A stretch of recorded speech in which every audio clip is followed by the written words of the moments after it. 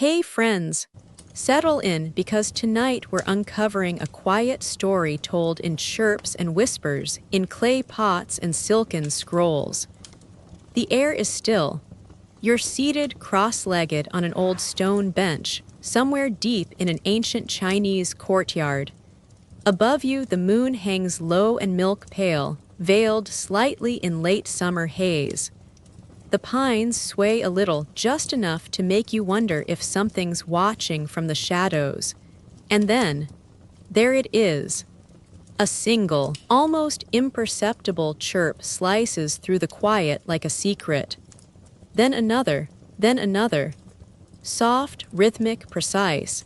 You lean closer, blinking slowly as your eyes adjust to the darkness, and tucked near the garden's edge, in a carefully placed clay jar, a cricket sings its invisible song.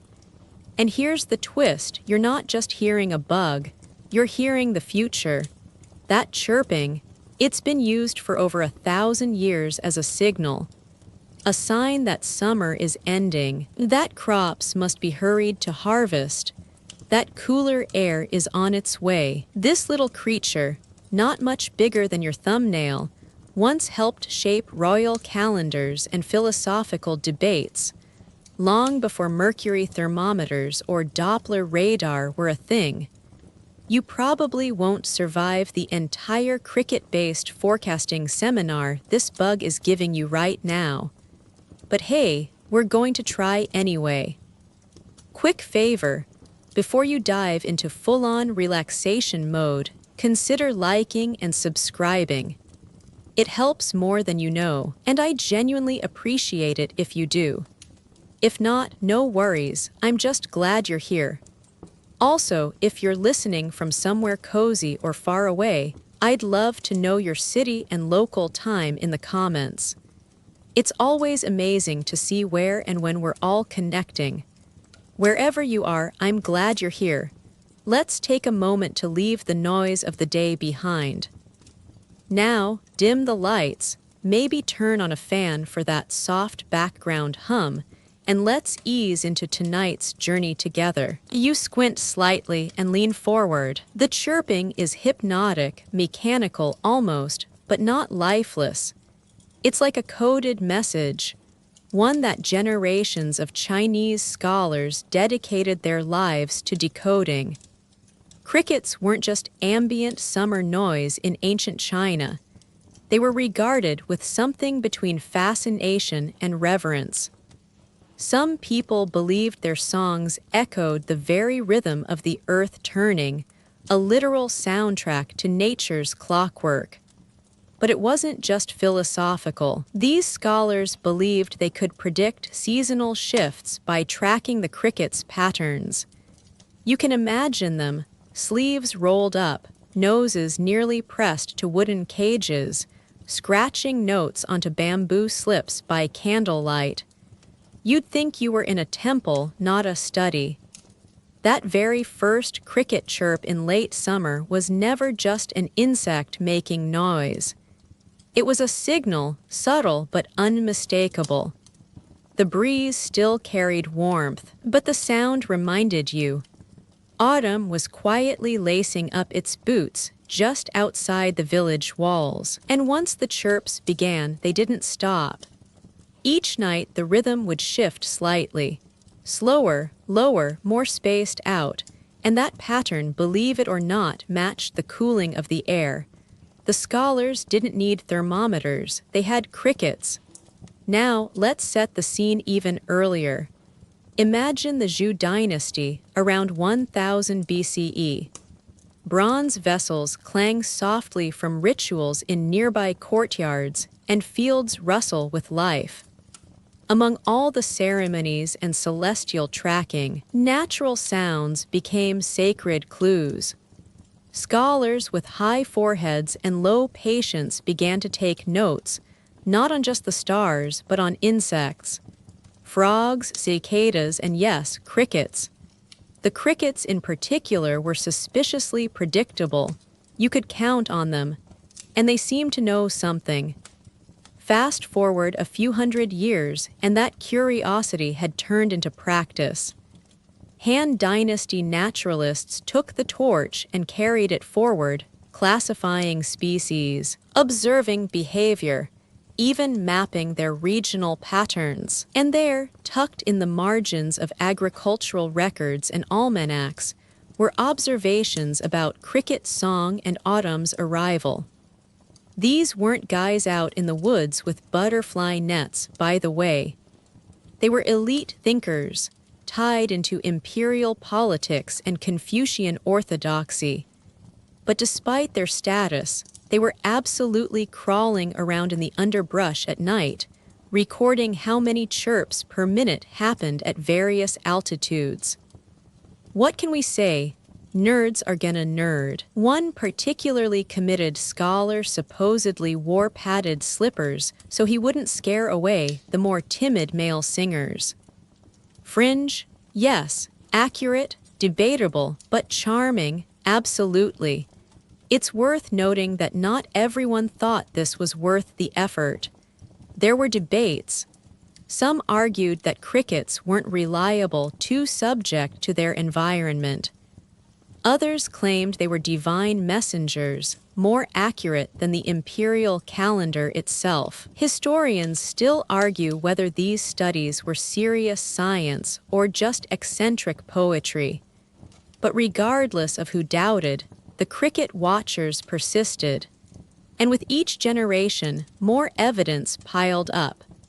They found that crickets in northern regions began chirping later but did so more intensely as autumn approached. In southern provinces, where the air stayed warm longer, the songs extended well into early winter.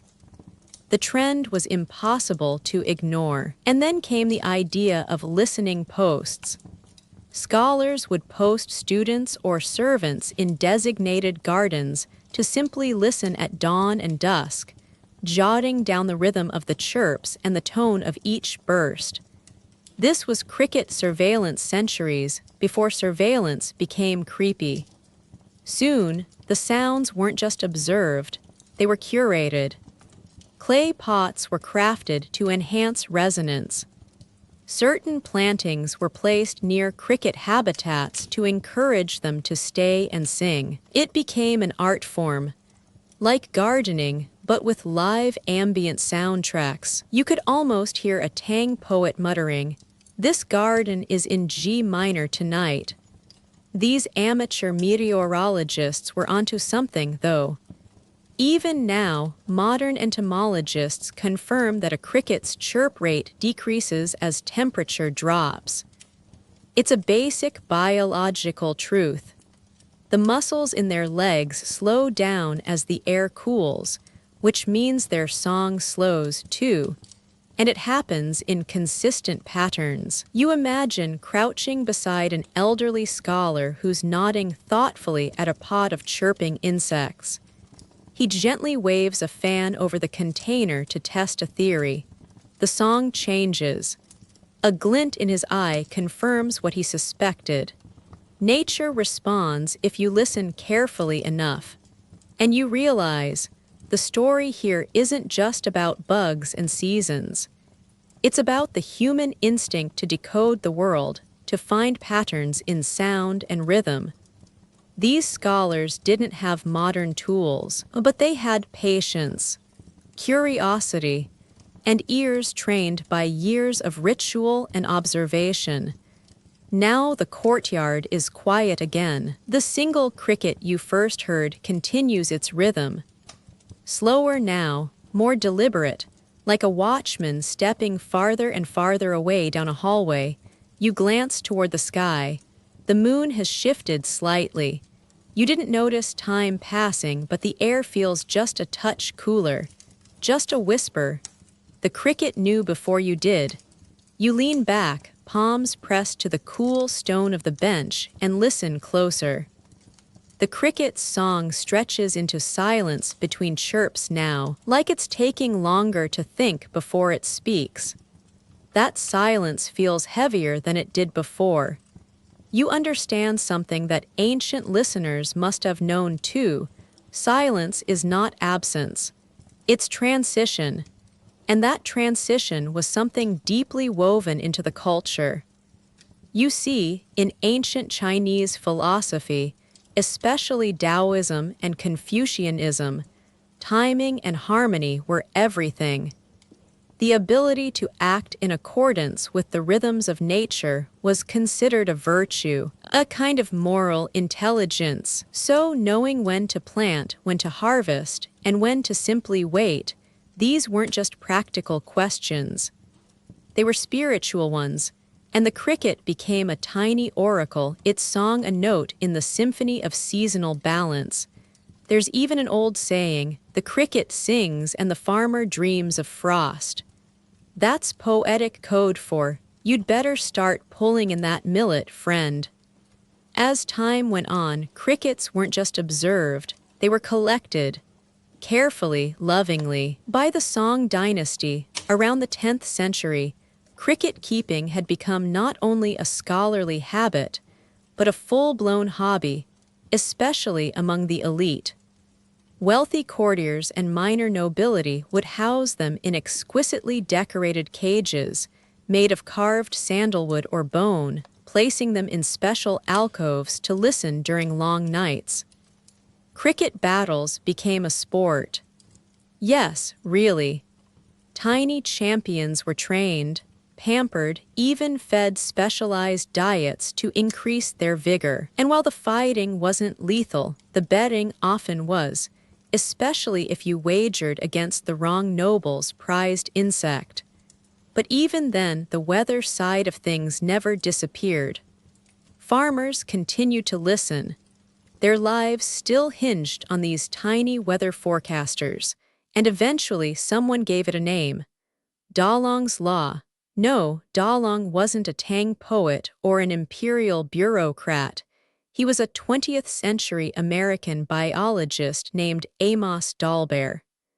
In 1897, he published a paper detailing the correlation between cricket chirps and temperature.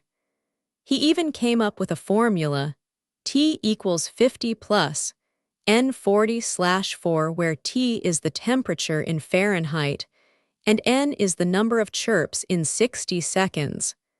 That's right. Over 2,000 years after the Zhou scholars scribbled notes in flickering candlelight, a physics professor in Massachusetts wrote it all down in a single line of math.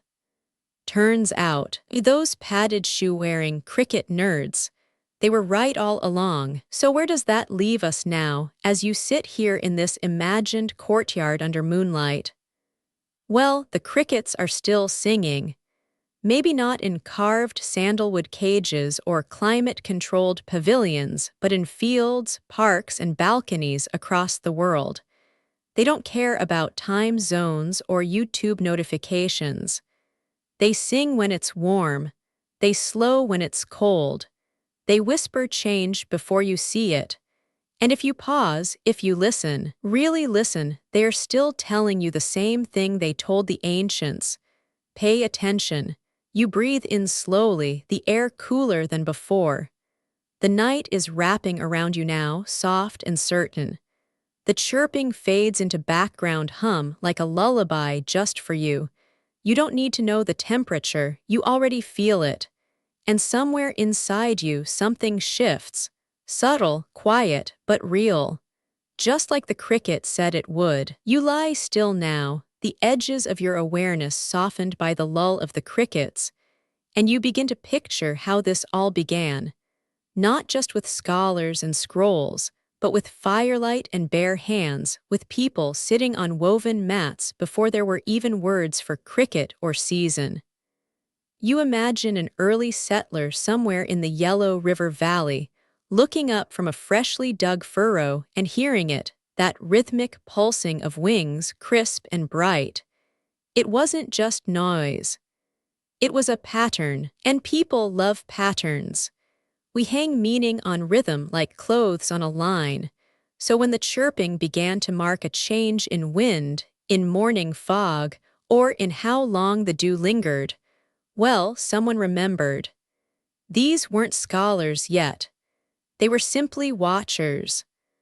Early agrarian societies in what's now modern-day China didn't have the luxury of ignoring the world's rhythms. The Yangshao culture, as far back as 5000 BCE, was already storing millet and tracking seasonal cycles in their pottery art, often drawing concentric circles, perhaps even as representations of lunar or solar timing.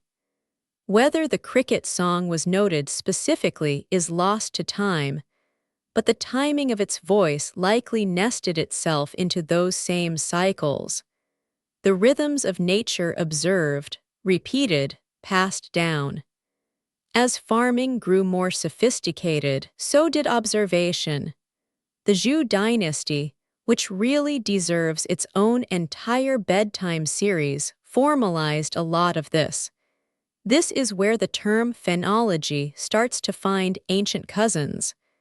Phenology, if you're new to the word, is the study of how natural phenomena align with seasonal changes. It's like nature's version of a calendar app, but without the push notifications or missed appointments. Scholars would observe birds, blossoms, insects, all things that responded to changes in light, warmth, and moisture. And nestled into that system were crickets. See, while frogs marked the rain and cicadas screamed in the heat of midsummer, crickets were more subtle. Their rise came later, signaling that the heavy days were drawing down, that it was time to store grain, gather herbs, that the final planting window had passed. There's a concept called the 5 phases: wood, fire, earth, metal, and water. In traditional Chinese cosmology, everything, including the seasons, was understood through this framework. Crickets aligned with metal, the sound of their wings, the cooling of the air, the shortening of days. These were all expressions of metal's qualities: contraction, preservation, introspection. Scholars linked this phase to autumn, and suddenly that little insect became more than a curiosity. It was a messenger of phase transition, a symbol of nature drawing inward. You picture a robed figure in a bamboo grove, scroll in hand, stopping to listen, noticing that today the chirps are fewer, that yesterday they were stronger, and realizing it's time to report back. They'd return to their scrolls and record observations in delicate characters, in ink that might fade with time but not with meaning. And this is where it gets a little quirky. You'd think scholars would leave the bug stuff to the farmers, right?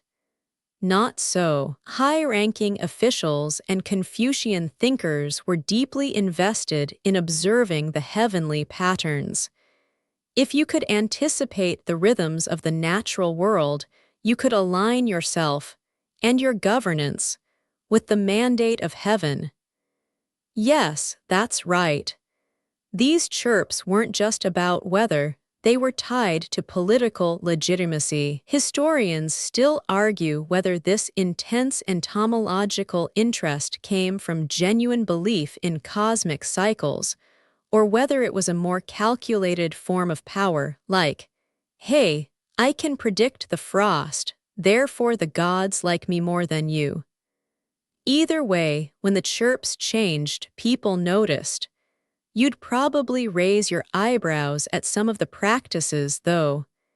In the Eastern Han, it's said that certain officials employed assistants just to observe and report the singing behavior of crickets and cicadas. Like personal weather analysts. Picture it: one guy leaning against a tree, notebook in hand, muttering, chirp rate declining by 4 per hour. Frost in 3 days. Some records even describe old men with tuned bamboo tubes who would trap crickets and bring them into rooms for closer study. They'd take notes on sound intervals, pitch, and behavior. Some scholars believed crickets sang louder during high-pressure systems or when the moon was waxing. And you know what? They weren't entirely wrong. Modern entomologists have since confirmed that male crickets chirp faster when it's warm and when their hormone levels are high. So if you're feeling judged by the cricket outside your window, don't worry, he's just trying to flirt. Back then, though, this flirtation was read as prophecy. If the cricket chirped earlier in the evening, autumn would come faster. If it sang only after midnight, the frosts might delay. These interpretations weren't exact, but they were observed with enough consistency that people came to trust them. Even in literature, you see the theme.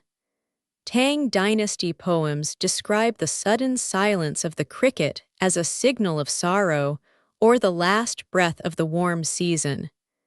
The song poet Lu Yu once wrote of lying awake and listening to the weak song of the ground-born sage, a beautiful euphemism for this tiny bard of fall. You roll onto your side now, the pillow cool against your cheek, and imagine that tiny sage somewhere outside your window, singing into the dark, not because it must, but because it knows something. And just like those early watchers in the fields or the scroll-bearing scholars in court robes, you listen, and you wonder, what else is hiding in the sound? What rhythm are you about to step into? And how much quieter does the world become when you start to pay attention?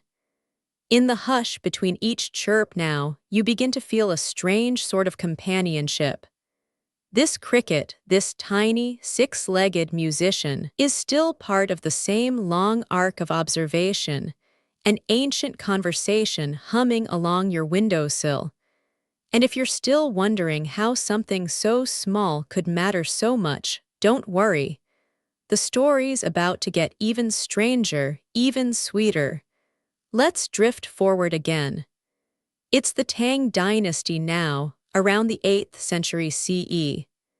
Imperial courts are growing more elaborate, poetry more refined, and our humble cricket, it's about to go from seasonal barometer to full-on pet.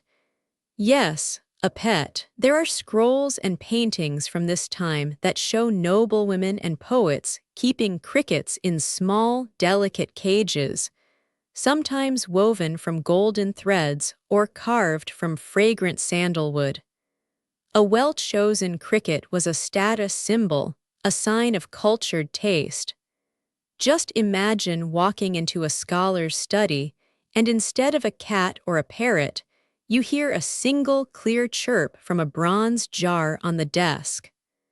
A living poem, offering music without demand. These crickets weren't just caught and forgotten. They were selected, trained, and even fed special diets.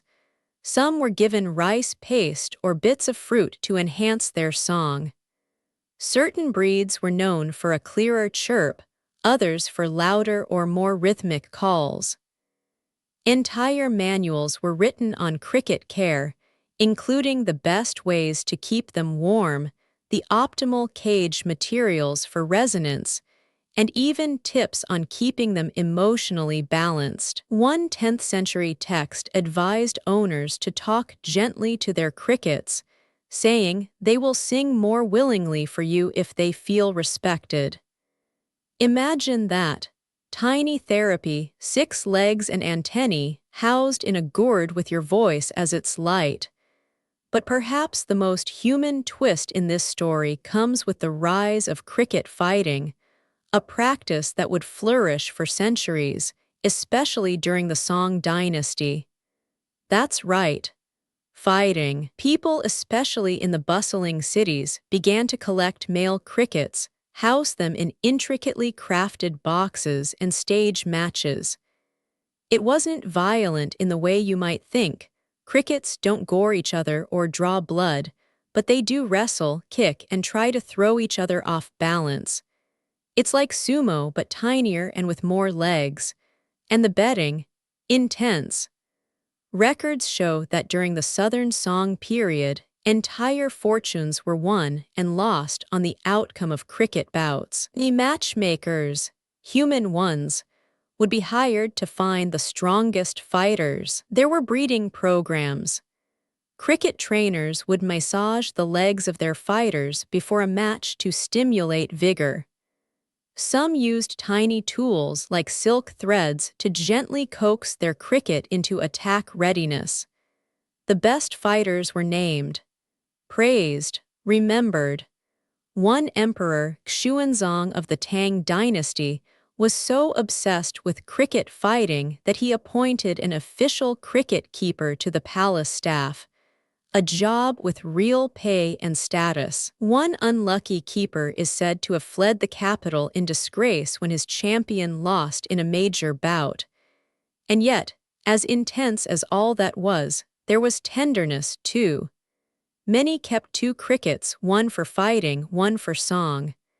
After matches, owners often let the victors live out their lives in luxury, warm rooms, soft nests, fresh food daily. A warrior's retirement. So what began as a seasonal cue had now become art, sport, even identity. The cricket was not just a thing in the grass, it was a mirror. To your senses, to your seasons, to your rituals and ambitions. And still tonight, in this quieter age, it sings for you.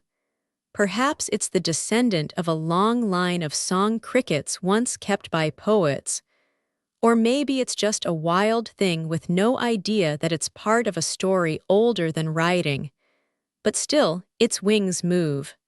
The rhythm continues. You close your eyes. You breathe in once more. And there it is. Chirp. The same signal that guided harvests, crowned scholars, and told generations when to let go. A sound that doesn't ask for understanding. Just attention. You wake up the next morning and the cricket's still at it. Its rhythm floats lazily in the air, half music, half memory. But let's rewind the reel just a bit, because the obsession with cricket sound wasn't just about melody or fortune. It became something bigger in the Song dynasty, which spanned from 960 to 1279 CE. This was a period of incredible sophistication, when the imperial examination system matured, cities swelled, and print culture exploded like a 1,000-year-old tick-tock algorithm. In this golden age of bureaucrats and bookworms, crickets found a strange kind of celebrity, not just as pets or gladiators, but as scientific instruments. Imagine that. People began listening to cricket calls the way modern meteorologists listen to barometric pressure.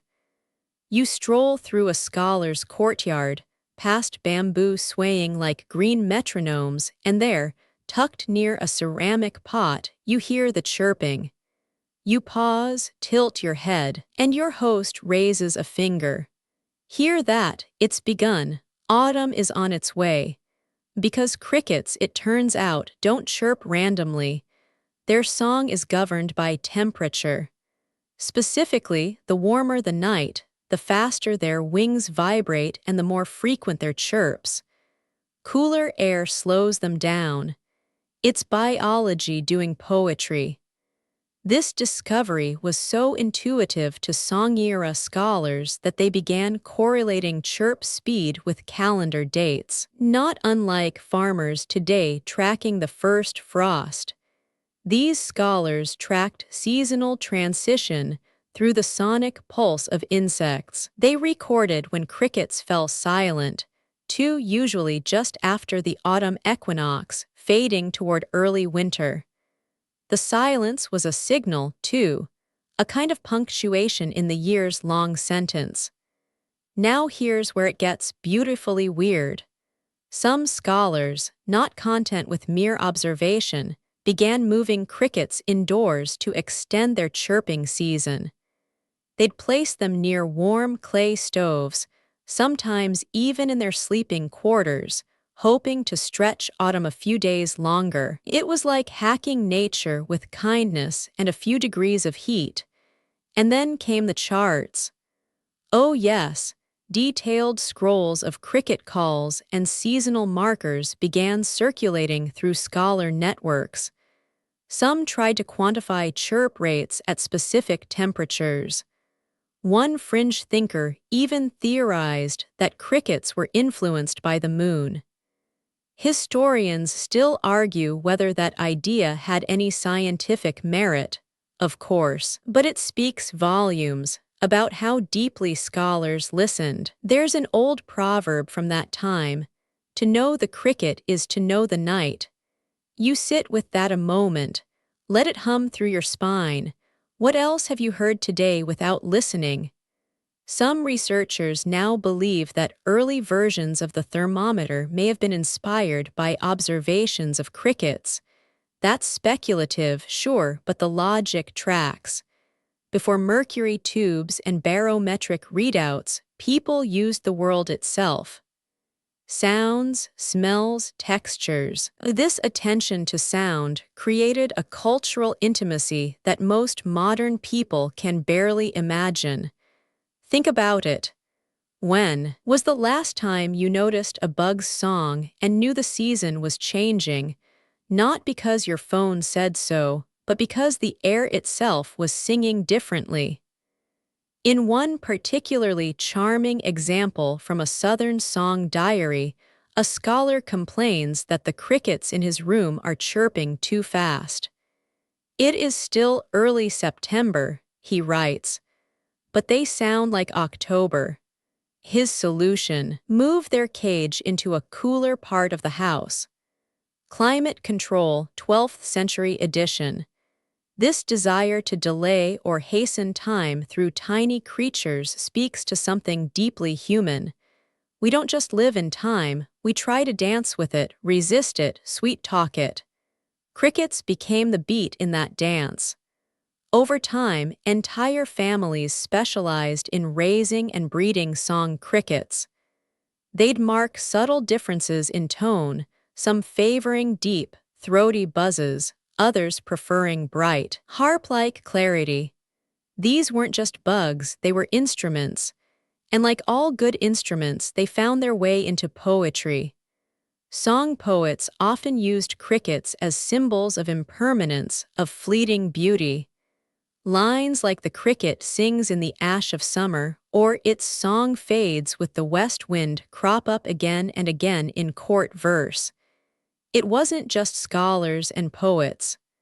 Farmers, too, kept crickets near their beds, not just for companionship, but as barometers for temperature changes that could affect crops. The cricket wasn't a luxury. It was a tiny, stridulating weather station. As you drift back into your modern space, maybe a softly lit bedroom or a quiet living room, you can't help but feel a twinge of admiration for those ancient listeners. They weren't just eavesdropping on nature, they were in conversation with it.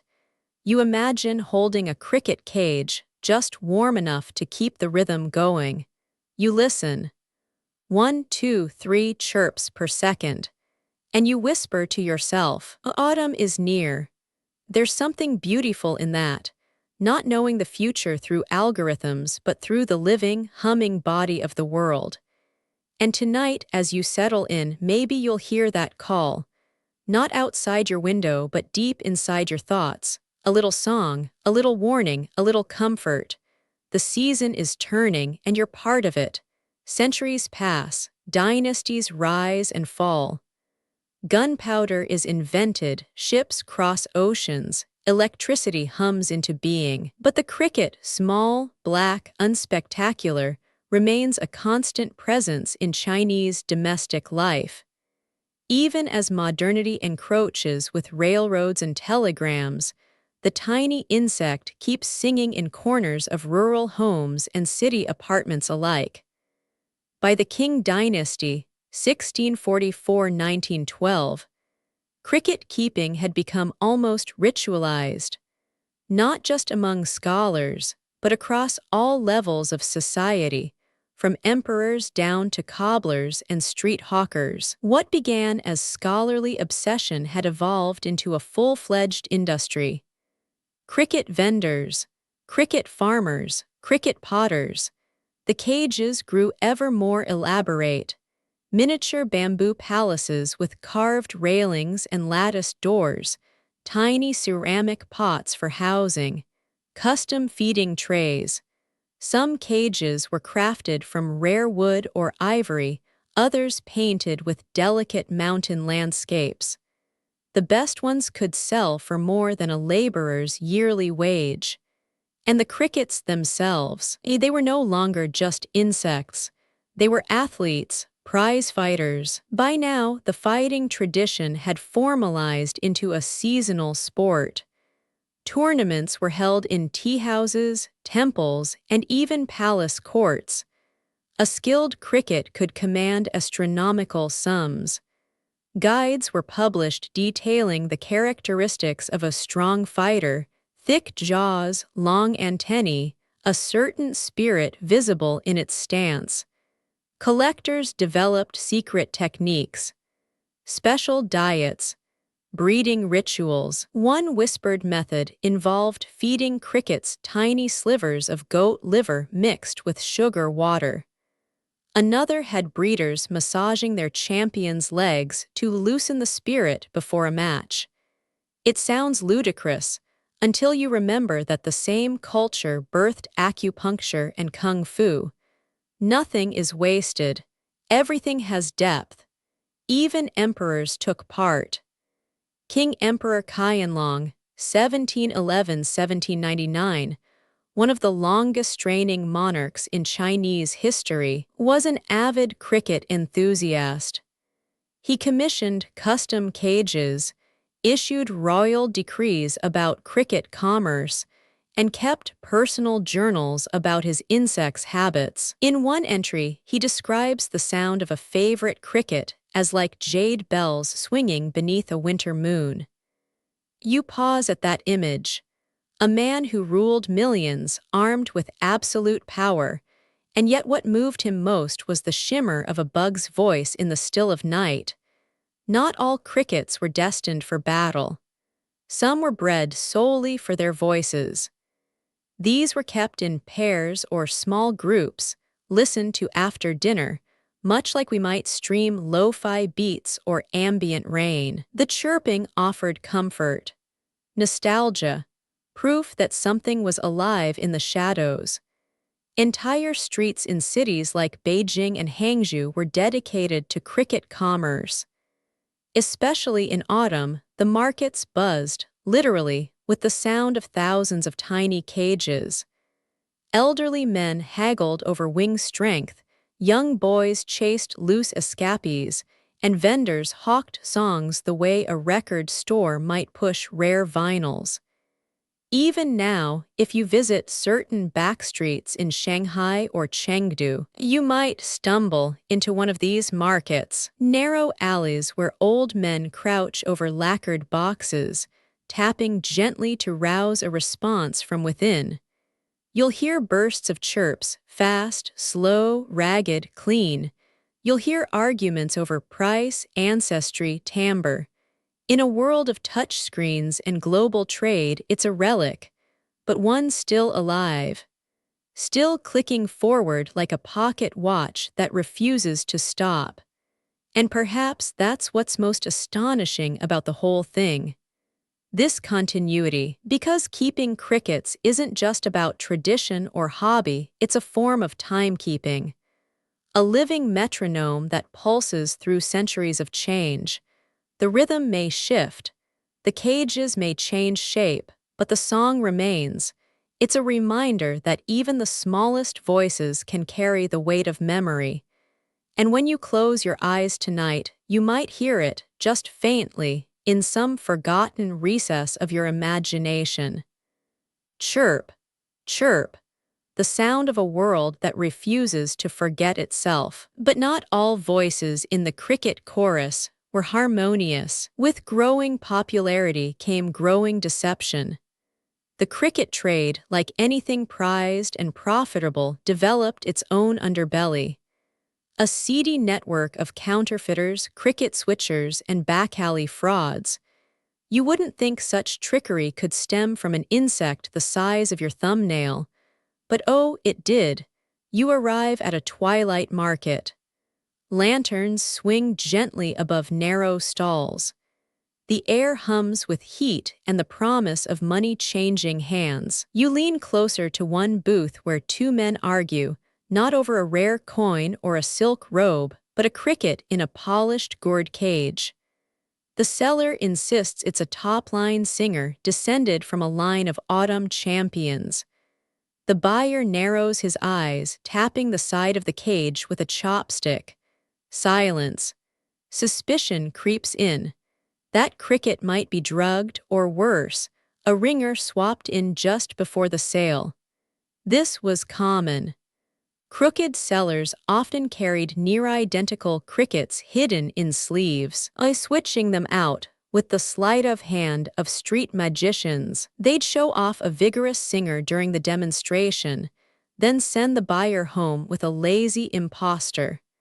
It wasn't just switcheroos either. Some sellers used strange techniques to amplify the cricket's chirp temporarily, dabbing a pinch of chili oil near its antennae or feeding it aphrodisiac herbs to induce high-pitched desperation. The buyer would walk away thinking they had purchased a nightingale. By dawn, the bug would be silent as stone. There were even reports, half rumor, half believed, of cricket doping. Crushing up stimulant roots or using the dust from specific dried mushrooms to wake the fire in the insect's body.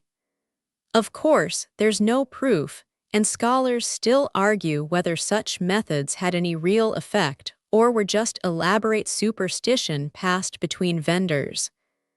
But then again, in a world where people built cages out of jade and listened to bugs with musical notation in hand, who's to say what's real or imagined? The deception didn't stop at sales. Cricket fights, especially those with money on the line, became hotbeds for interference. Spectators might try to jostle the table during a close match, or blow imperceptible puffs of air to distract a favored insect. Some even sprinkled tiny grains of salt or pepper near the opponent's cage before the match, hoping to irritate or disorient them. One emperor reportedly had to issue strict rules for cricket matches in the palace, threatening punishment for anyone caught tampering with the spirit of contest. Imagine that. Imperial law invoked over bug brawls. And yet, among all the grifters and shadow dealers, there were still true believers. Honest breeders who cared deeply about lineage and song, who could trace a cricket's family back 3 seasons with pride. They kept careful journals, sketched diagrams of body ratios, and measured chirp frequency by laying strings across ceramic bowls to count vibrations. These were the cricket connoisseurs, gentlemen scholars with a loupe lens tucked into their robes, who could identify a good fighter not just by its size, but by its temperament, its willingness to engage, its refusal to back down. Some said a cricket's courage came from the soil it was born in. Loess-rich earth from certain provinces was thought to yield the most spirited insects. Others believed the secret lay in temperature. Those raised in shaded corners of northern courtyards had more grit. There was never consensus. In fact, historians still argue whether environmental or hereditary traits made for the finest fighters. Even naming a cricket was a delicate affair. Too grand a name could burden the bug with pressure. Too soft, and it wouldn't strike fear in an opponent. Some owners named their crickets after gods or warriors. Others opted for irony, calling a ferocious specimen Quiet One or Moon Baby, just to throw off competitors. You begin to see how deep this rabbit hole, or cricket burrow goes. It wasn't just about the insects. It was a mirror reflecting human obsession. Our need to categorize, to control, to find meaning in the smallest things. And so, by moonlight and oil lamp, men bent over cages the size of walnuts, whispering to their champions, praying for victory, or simply sitting in silence, letting the chirp carry them through another restless night. Because sometimes, even amid fraud and failure, the sound of a single honest cricket could still be enough to make the world feel like it made sense, even if only for a moment. And then, like clockwork each year, the crickets began to vanish. Not all at once, and not in a theatrical puff of smoke, but gradually. Their songs grew fainter, shorter, almost hesitant. You notice it one evening while sipping bitter tea near your favorite courtyard stone. The usual trill from the corner seems off, lower maybe, a bit slower, as if the little performer behind the notes is catching its breath between lines. This, right here, was what Chinese scholars listened for the fade. That slow dying down of chirps wasn't just sad, it was science. Or, well, a blend of observation and poetic forecasting, which in imperial China often walked hand in hand.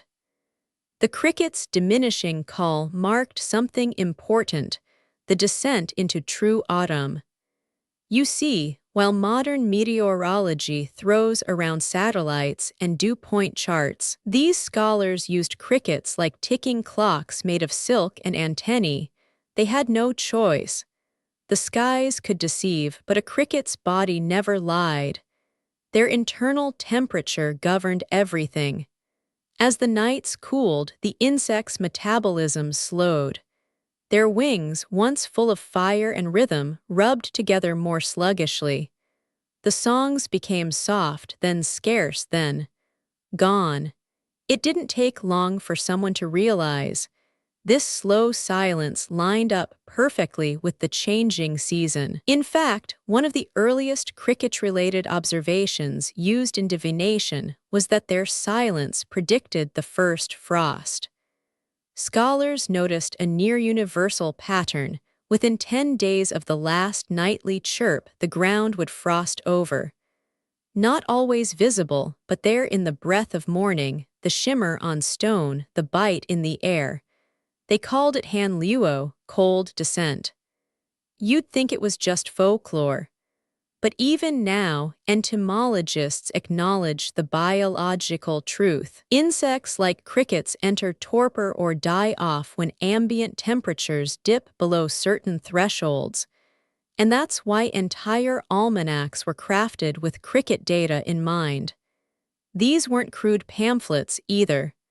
Imagine delicate scrolls, hand-painted with lunar glyphs and annotated with phrases like, "The 7th day after the cricket ceases its song shall bring first frost to Hangzhou." It got weirdly precise.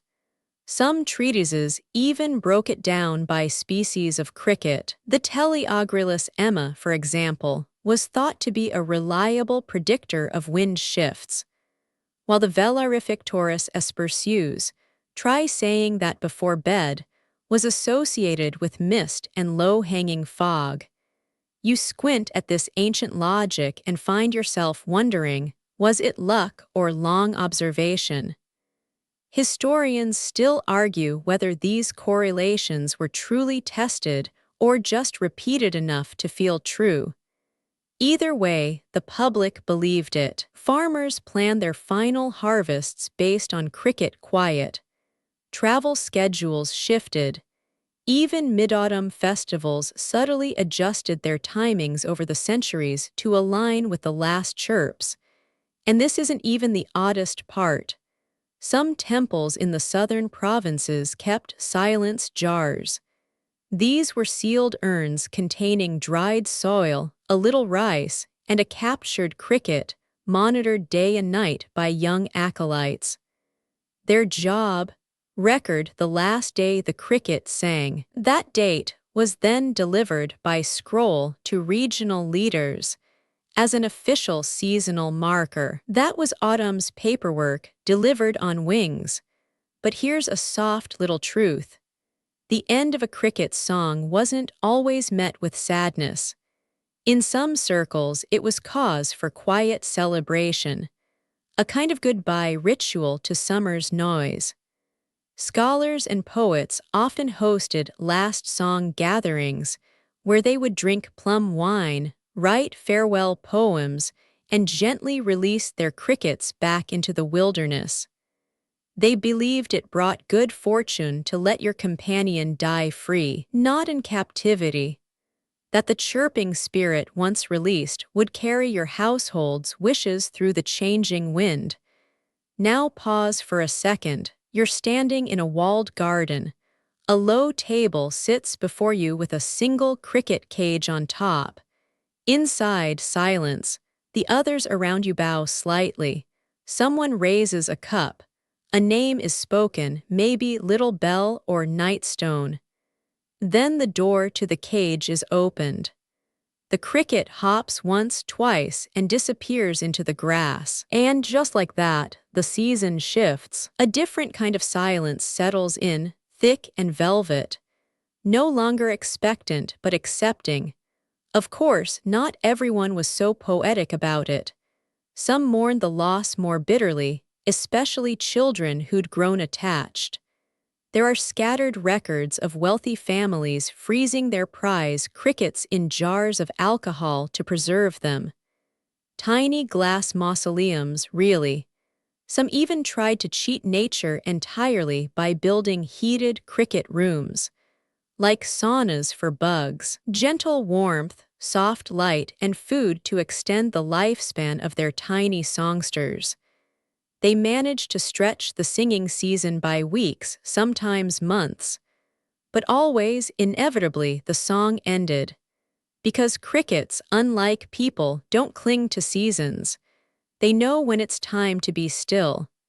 It makes you wonder, maybe that's why the scholars admired them so much. Because while humans flail against time, trying to trap or bottle or prolong whatever they love most, crickets simply stop. And in that silence, there's something unexpectedly profound. A reminder that autumn isn't loss, it's release. By the Qing dynasty, the study of cricket songs had reached an almost absurd level of refinement.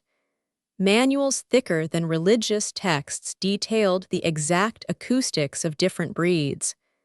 There were diagrams, not crude sketches, but intricate linework mapping the geometry of a cricket's wings, showing how each vein might shift the pitch or timbre of its call. And don't laugh, but there were even cricket judges. They traveled the empire, usually during harvest months, to preside over tournaments held in tea houses, courtyards, even government halls. While others focused on fighting, these specialists were there for tone.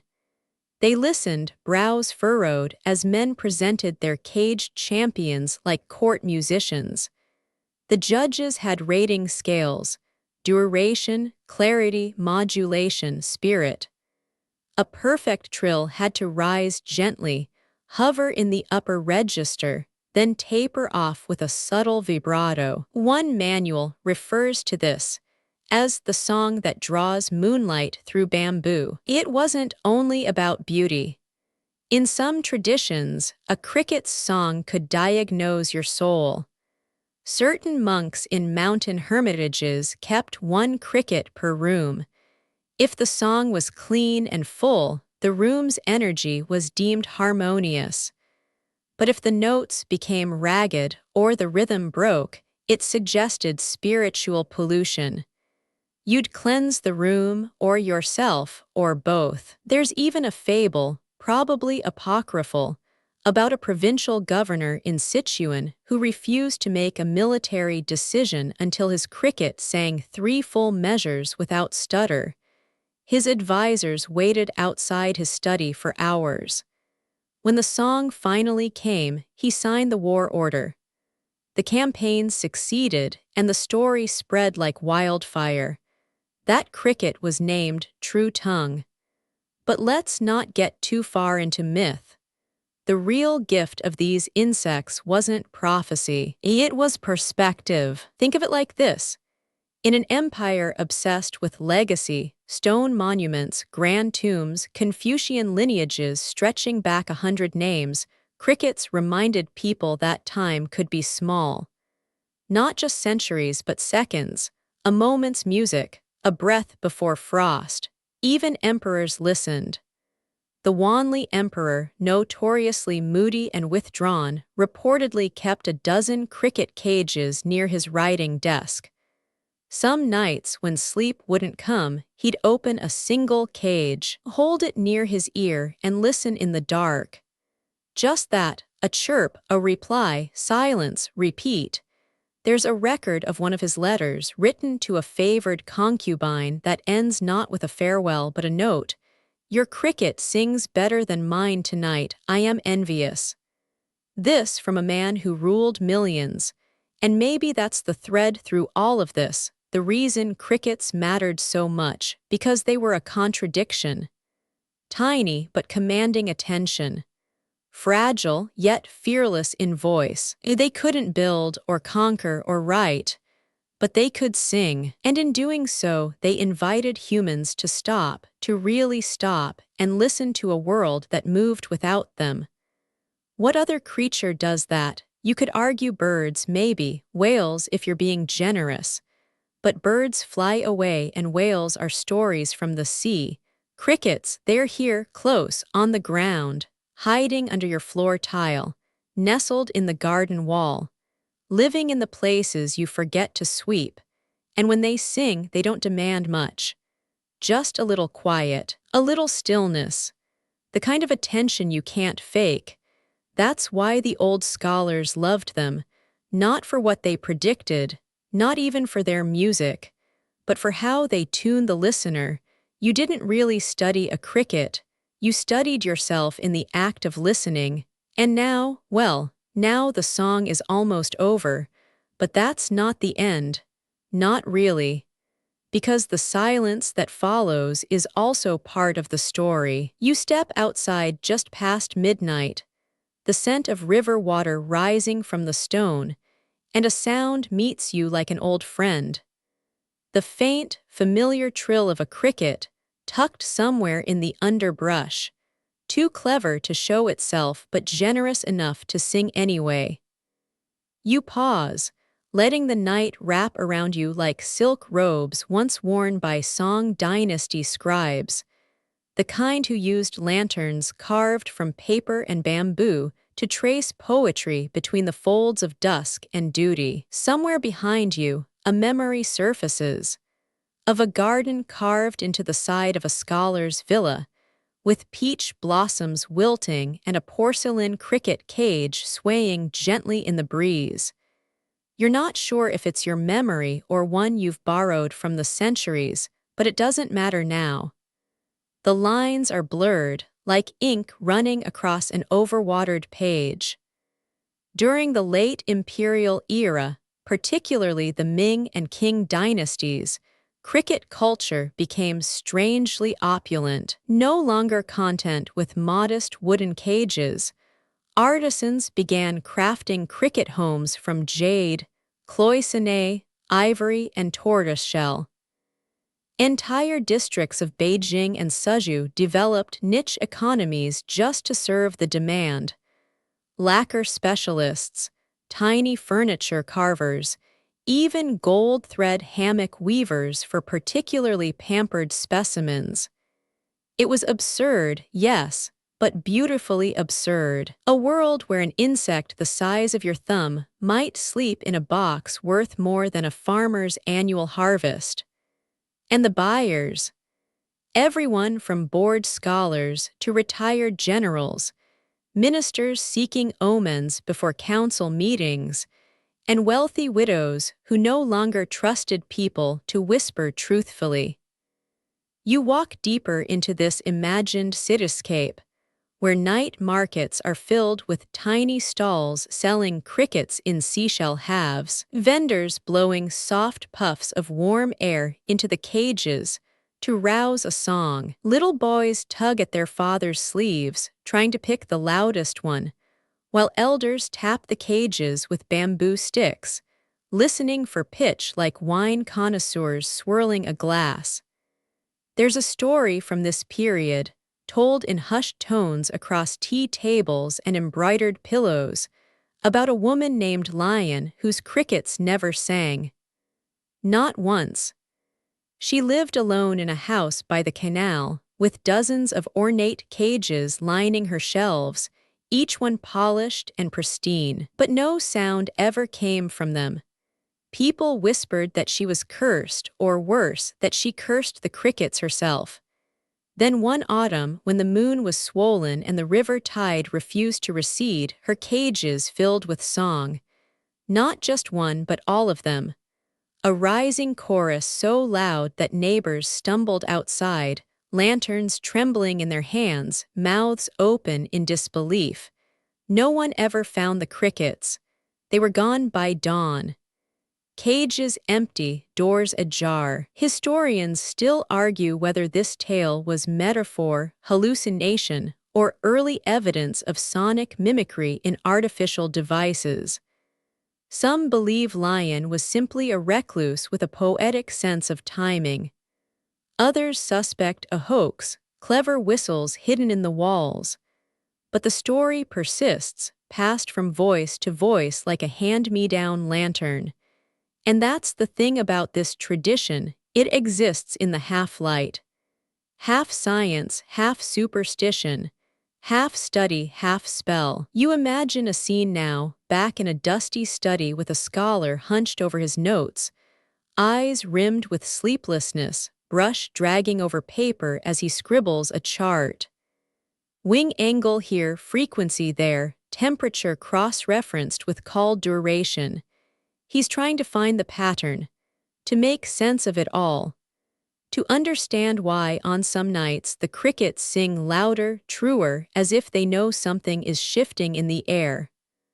A cold front, a subtle tremor, a sadness not yet spoken aloud. The King records note that crickets seem to grow more active before autumn storms, that their pitch would change, drop or rise, depending on barometric pressure. Some scholars went so far as to place their cricket cages beside rain jars, believing that the two instruments, biological and environmental, could confirm each other's predictions. But then came the contradictions. Crickets who sang wildly in the heat of late summer, only for frost to delay another month, or those that stayed silent even as leaves fell and the ground hardened beneath them. No prediction was perfect, and that might have been the point, because maybe the crickets weren't meant to be weather guides so much as weather companions. Creatures that walked beside the shifting seasons, not ahead of them. Creatures that made peace with uncertainty and taught us how to do the same. You breathe slowly now, imagining the air of those old homes. Warm tea steeping, mulberry ash in the incense tray, the chirp of a single cricket like punctuation at the end of a thought. There's a comfort in that rhythm, in the way the sound returns again and again, even after silence. Like a promise whispered in the folds of twilight, you could spend a lifetime listening. And some did. There are burial sites, ancient, crumbling, where archaeologists have found cricket cages placed gently beside the bones. Tiny funerary offerings for men and women who couldn't bear to leave their song behind. Carved from bone, bronze, even lotus seed pods. Silent now, but once humming with life. So tonight, as you lie down and the last notes of the evening's cricket song fade into the hush, remember this: you're not just listening to an insect. you're touching a thread that stretches back through dynasties, through gardens and lanterns and scrolls and river paths, through the hush before a storm, through the hand of a woman named Lion, or a boy in the market choosing a shell. You're part of it now. And whether or not the song continues tomorrow doesn't matter, because tonight it sang for you. The sound lingers in your ears even after it's gone, like the taste of plum wine on the back of your tongue, subtle, sour, and a little sweet. You try to memorize the cadence, but it slips, like silk through your fingers. This is how the ancients described the experience, too, a sound that is never quite caught, only accompanied. In song dynasty poetry, crickets are rarely the subject. They are the backdrop, the counterpoint, the second voice in a duet. In sigh poems, where emotions swirl in strict tonal patterns, the cricket often appears as a melancholic presence, its song a kind of echo to human longing. Last night the wind passed the window / a cricket cried beneath the curtain / I thought it was my heart / broken, small, alone. That's from Lai Qingzhao, whose voice even now feels like it was written in the language of twilight. There's a danger, though, in romanticizing it all. The tradition was not always gentle. Cricket fighting, for instance, was a national obsession for centuries. As far back as the Tang dynasty, it was common in courts and barracks. But by the Ming era, it had grown into a spectacle. Large cities built cricket arenas, and bets were placed in sums high enough to ruin a family. The best fighters were treated like athletes. They were fed rich diets, boiled chestnuts, ground shrimp, ginseng water. Handlers massaged their wings, tested their tempers, trained them like boxers. A good cricket could bring wealth. A great cricket fame. But victory was rare and fleeting. Most matches ended in death or trauma, legs snapped, antennae lost, chirps silenced. In 1424, a magistrate named Jia Sidao was dismissed from office after spending an entire year breeding crickets instead of attending to floods that destroyed his district. In the trial records, his defense was strangely poetic. The flood would recede with time, but this one cricket he would not return. The emperor was not moved, but the tale was preserved, and centuries later it's retold with a kind of tenderness. A fool, yes, but a fool who loved deeply, and perhaps that's the most human kind of fool there is. Now, in the age of algorithms and LED light pollution, cricket songs are fading from daily life. Urban air is thick with signals and drones, and the natural rhythms are harder to hear. Still, some keep the tradition alive. In the back alleys of Suju, old men still sell bamboo cages from rickety stalls, their hands trembling but their eyes sharp. They know the difference between a field cricket and a house one, just by the shape of the mandible. They tap their fingers against the bars, waiting for the perfect note. In Tokyo, young collectors use sensitive microphones and waveform analysis to measure chirp patterns with scientific precision. What was once metaphor is now data. In New York, a small performance space hosts cricket concerts once a month. The audience sits in the dark while amplified insect calls blend with soft ambient music. No applause, just breathe and presence. In Kyoto, a shrine holds an annual memorial service for crickets used in research and art.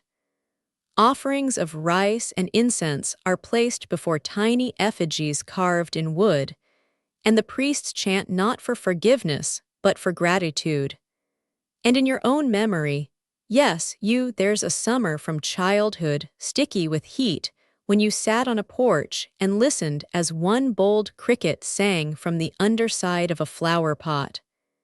You didn't know it then, But that song was part of something ancient, not just nature, not just sound, but something shaped, listened to, handed down, a lineage of attention.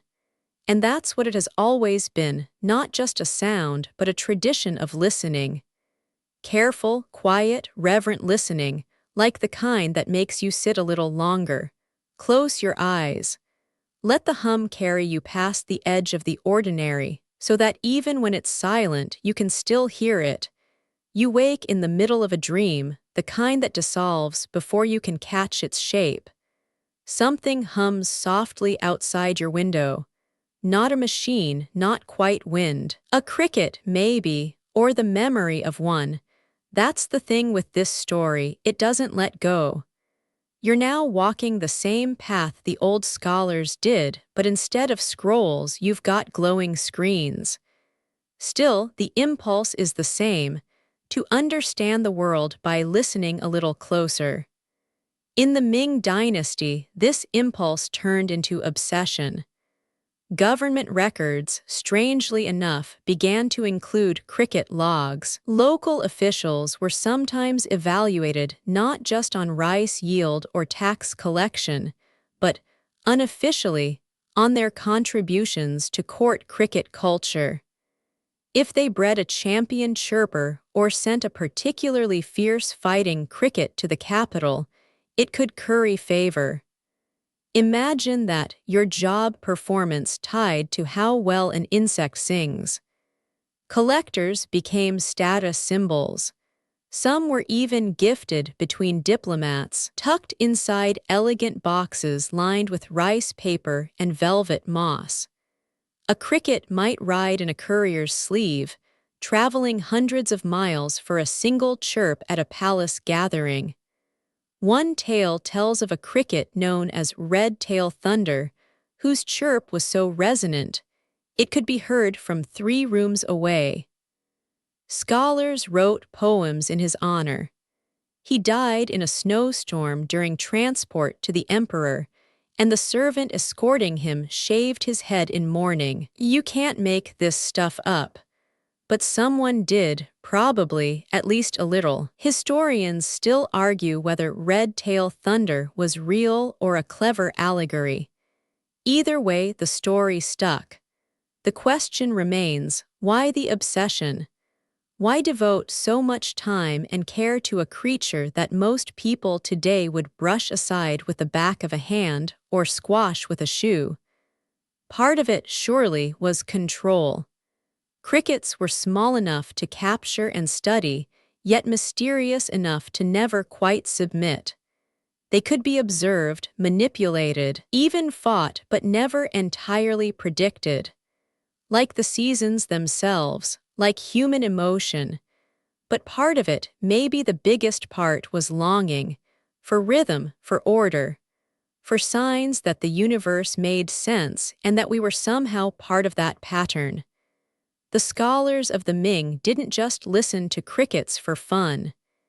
They tracked the variations in song, plotted them against the phases of the moon, humidity levels, harvest cycles. They developed crude, yet elegant algorithms before the word even existed. Some believed a sharp drop in cricket song, pitch or frequency, meant an early frost.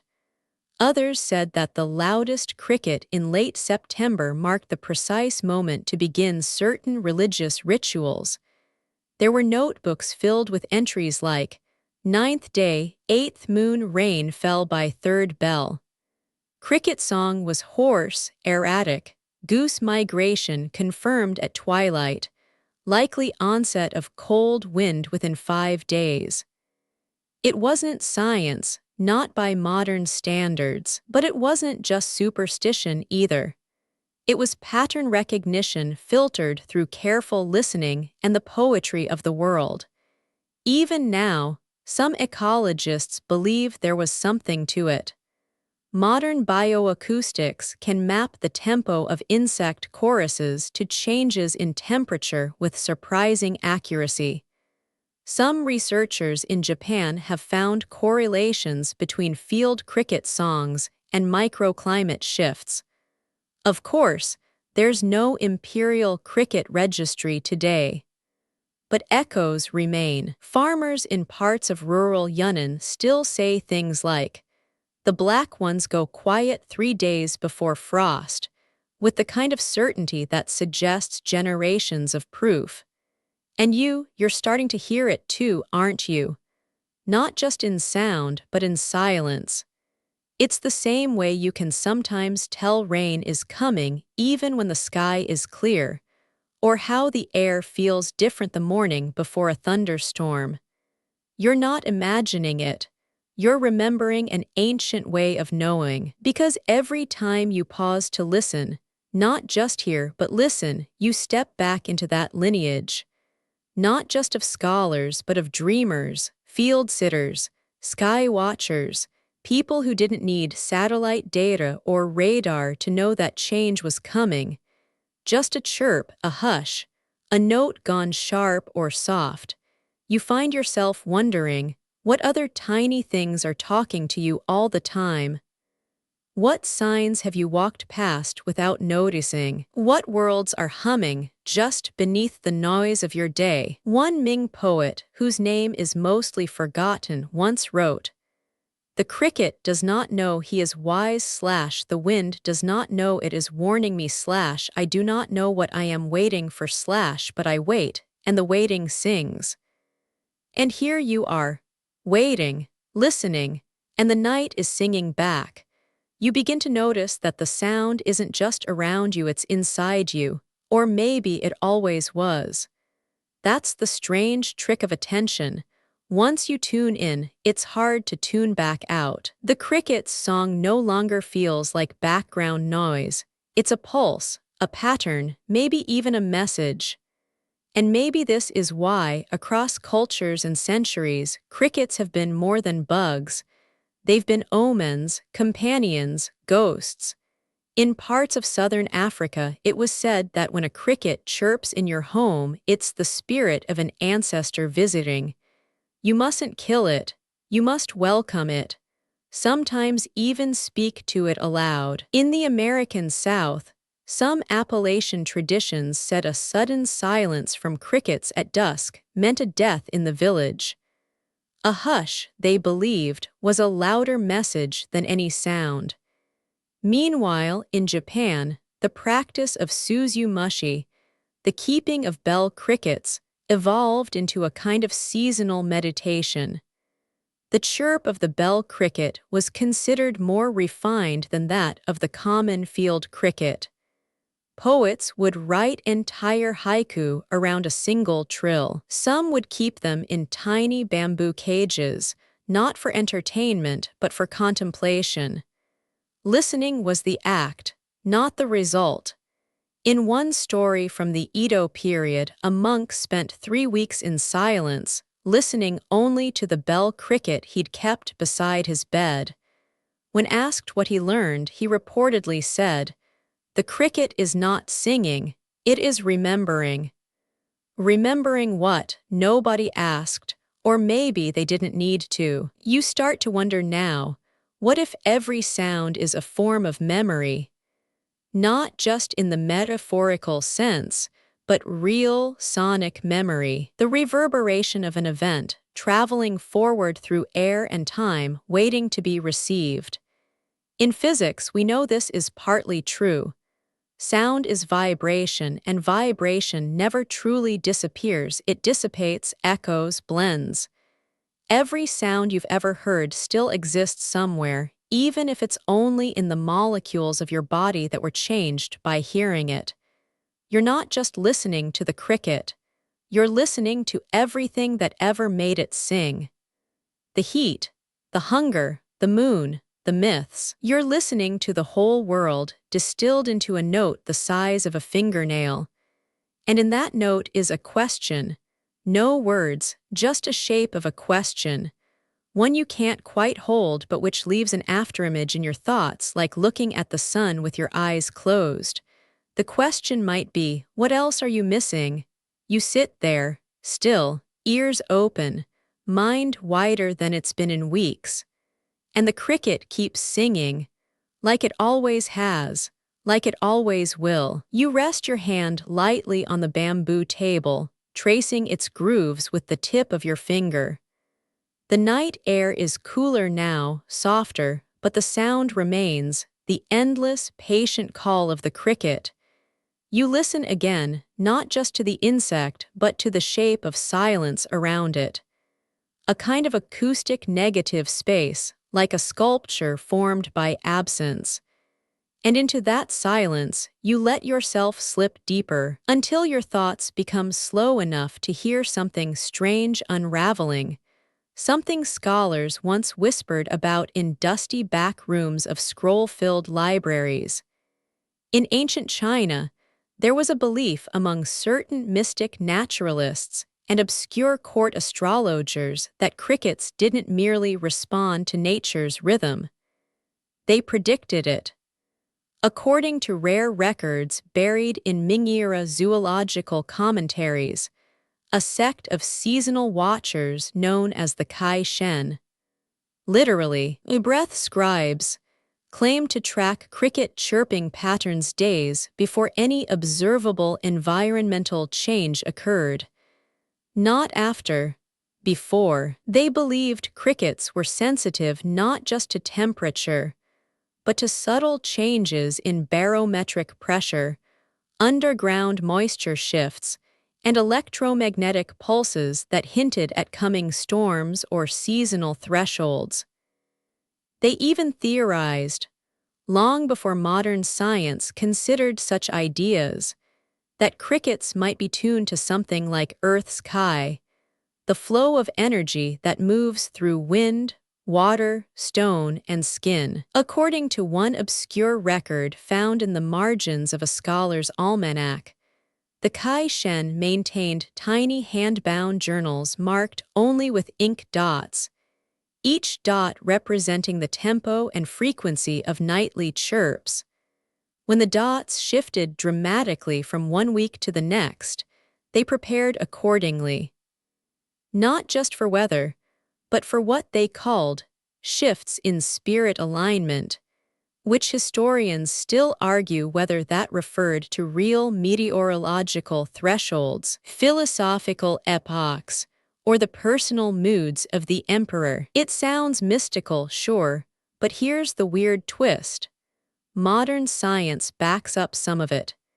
We now know crickets are more than just temperature thermometers. Some species begin to alter their calling song in anticipation of weather fronts, sometimes hours, occasionally even days, before clouds arrive.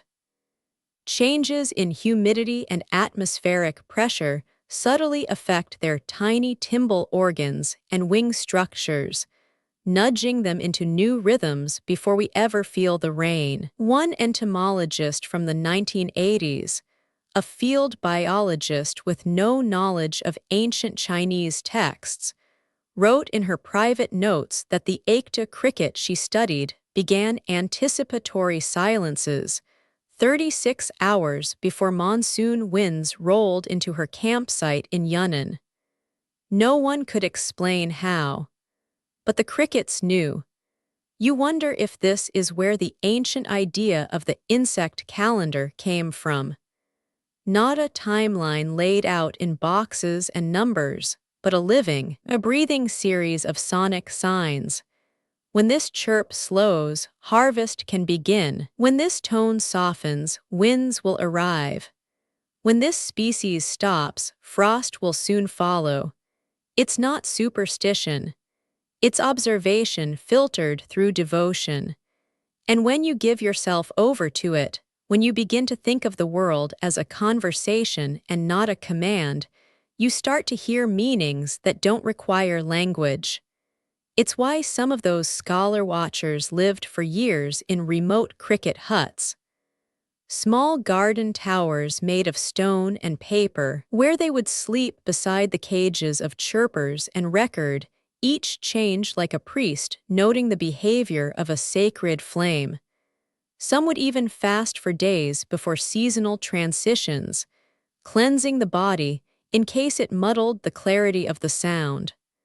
One story tells of a young Kai Shen apprentice who reportedly cried for hours when his master's favorite cricket fell silent just before autumn's arrival. Not because the cricket had died, but because it hadn't said goodbye. That, the apprentice believed, meant the coming season would bring sorrow, and it did. That year, floods overwhelmed 3 provinces. Of course, modern historians raise eyebrows at tales like that. Some call them symbolic parables or poetic insertions, cultural metaphors stitched into the fabric of weather, as one sleepy doctoral thesis put it. But some aren't so sure. One Japanese entomologist visiting Giju in the 1970s noticed that older villagers still charted seasonal milestones by cricket call alone. They had no thermometers, no radios, and most couldn't read a calendar. But their planting schedules rarely failed. You start to feel it, too, that maybe we've been moving too fast, building too loudly to hear the signals we once lived by. That maybe these tiny prophets with their trembling legs are still trying to warn us. You breathe slowly, letting the idea settle. That in some part of the world, some quiet watcher may still be listening tonight, somewhere in a faded garden hut, recording the whispers of the chirping dark. Not to control the future, but to understand the present more deeply. To greet what comes, not with fear but with respect, like any good guest. And right now, in this moment, you realize you are the guest. The cricket, the wind, the gentle hush of autumn forming just outside your window, they were here long before you arrived. And they'll still be whispering long after you're asleep. You close your eyes, but the darkness is not empty. It pulses, soft and alive, textured by 1,000 unseen rhythms. Not just the cricket's call now, but a wider web of whispers you hadn't noticed before. A soft rustle from the ivy along the wall, the delicate tap of a branch shifting in a breeze that hasn't yet reached your skin. A distant owl's single note, rounded and low, as if marking a boundary in the night. It dawns on you that this isn't silence at all. It's language, just one that doesn't care whether you understand it.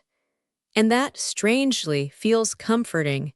You think back to the city, the hum of air conditioning, the thrum of traffic, the intermittent shriek of sirens and phones and shouts.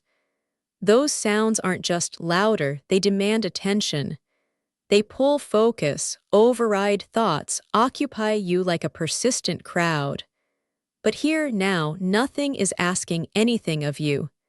Everything is simply being. You wonder, how long has it been since you allowed yourself to exist in the same mode? Not as a performer, a responder, an achiever, but just a living creature among other living things. You exhale, slowly, and in that breath you let go of the need to narrate your experience. No more captions, no more self-commentary, just the bare sensation of being a listening body in a breathing world. You feel your heartbeat soften, aligning itself with the rhythm of the night. A kind of internal tuning begins to happen, not mystical, not even conscious, but real nonetheless.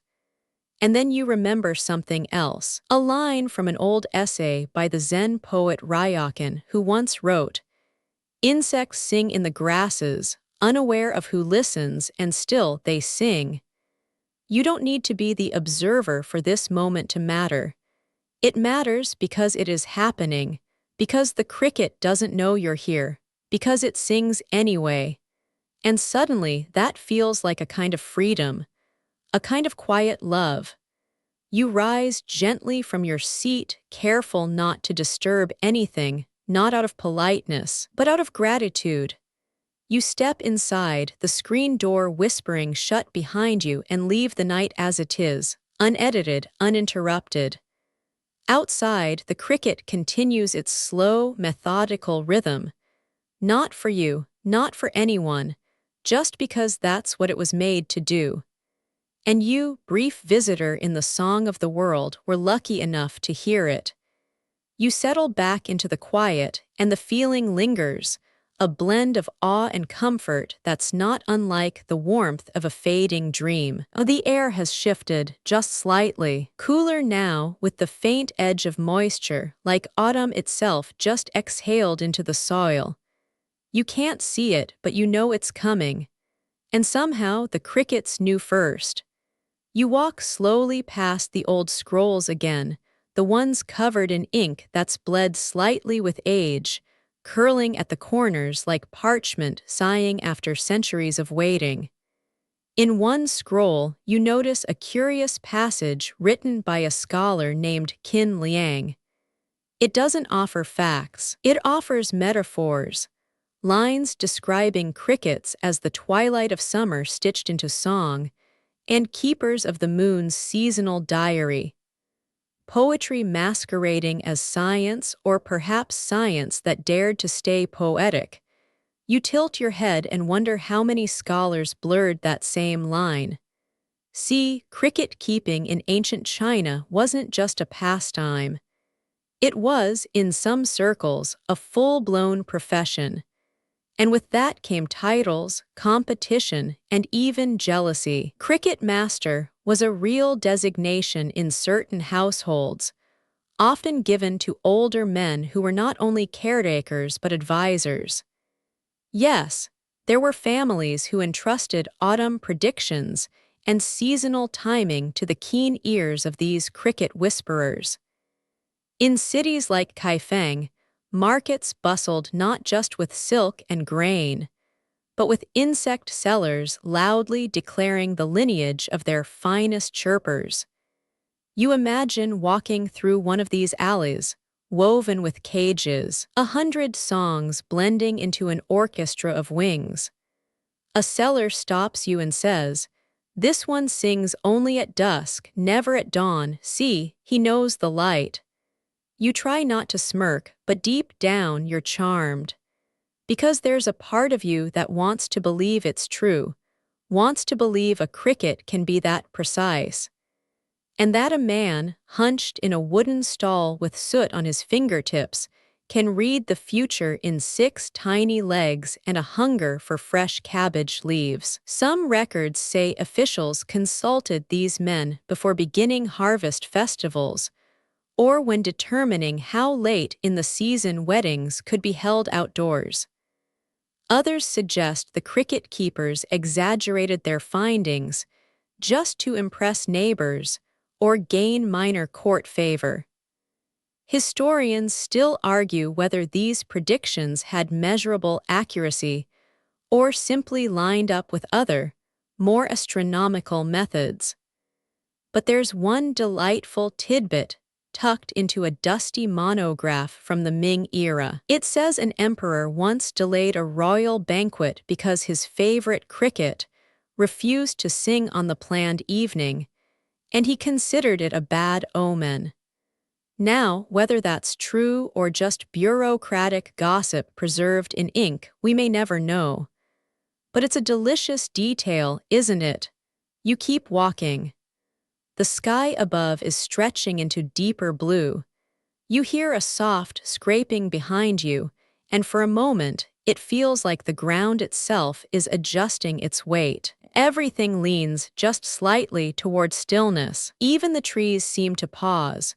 And then, faint, insistent, the chirping resumes. It isn't loud, it isn't grand, but it's so exquisitely there. And in that chirp, you think you hear a whisper not of the past or the future, but of something older than both. A rhythm born not from prediction or tradition, but from sheer persistence. The crickets don't know what autumn is. They become autumn. You sit again. This time with no paper. No need to take notes. You just let yourself listen. You breathe in slowly, feeling the hush settle even deeper around you. The air is nearly still, and every small sound becomes enormous. A rustle in the brush sounds like a drumbeat. A cricket's chirp slices the silence like the needle of a record player meeting the groove. And you sit with it, letting your thoughts tangle with the sound, letting your body melt into the rhythm like tea leaves in hot water. Not far from where you rest, back through the tangle of time and imagined memory, a scholar named Wai Shen once lived by a shallow pond. He kept no less than 30 crickets in intricately carved bamboo cages, each one with a name, each one logged in a bound notebook that tracked their molting, their volume, their tone, and most telling, the precise date of their first autumn chirp. Wai Shen was not a man of status. He wasn't employed by the imperial court, nor did his name carry weight in elite academic circles. But his records, they were exacting. And for local farmers, his notes mattered more than the emperor's calendar. It said that Wai Shen predicted the first frost 5 years in a row using nothing but cricket behavior. He watched when they stopped feeding as much. He noted when they moved toward the walls of his home rather than staying tucked deep in the shade. He wrote that a cricket's reluctance to leap means the night has turned against it. Not exactly peer-reviewed science, but oddly poetic fieldwork nonetheless. Farmers would visit with small offerings, rice cakes, eggs, even hand-woven straw slippers to ask if it was time to harvest sweet potatoes or wrap up barley storage. They treated his insect harem as a village oracle, not as bugs in cages. And sometimes Wai Shen would just shrug and point to the quietest cage. "No sound last night," he'd say, and everyone would know what that meant. A hush before a seasonal shift, a pause in the world's machinery. It wasn't only men like Wai Shen. In the countryside, grandmothers, women who never held scrolls or wrote poetry, became masters of listening. They'd hold their breath as they stirred rice, listening to whether the chirping came in pairs or clusters. Some swore by what they called cricket fog, that slight humidity in the air that seemed to silence insects and trigger the yellowing of leaves. Historians still argue whether these signs were based in truth or simply shaped by generations of coincidence and cultural storytelling. Some argue it was environmental pattern recognition wrapped in folklore, while others insist it was sheer myth passed off as expertise. But when the same pattern appears across villages, dynasties, and dialects, you start to wonder if perhaps a cricket's song holds more than we can measure. Then there are the theories that make you blink once or twice and reread.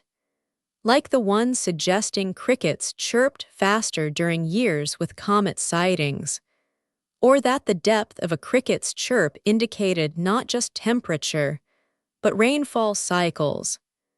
One particularly odd record claims a hermit in the western mountains refused to acknowledge the lunar calendar at all, using only his cricket collection to time meditation fasts.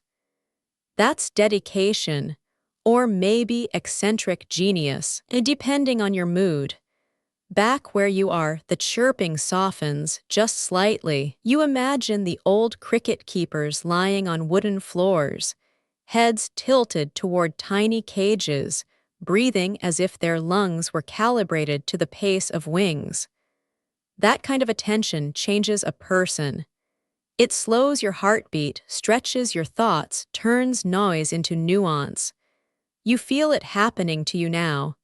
And then, a curious thought, what if you could predict your own seasons this way?